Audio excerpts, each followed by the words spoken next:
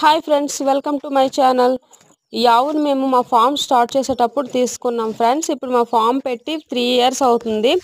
ఈ ఆవుని తీసుకొని అయితే మేము 3 ఇయర్స్ అవుతుంది. అప్పుడు మాకు 75,000 పడింది.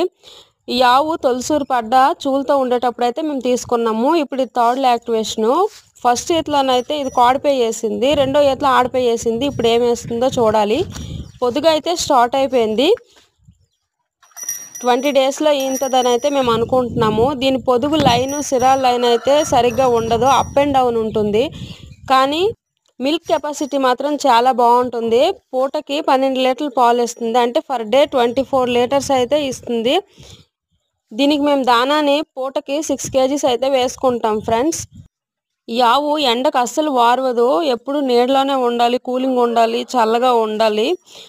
ఓకే ఫ్రెండ్స్, వీడియో నచ్చితే లైక్ చేయండి, షేర్ చేయండి ఫ్రెండ్స్. మా ఆవు ఎలా ఉందో కామెంట్ రూపంలో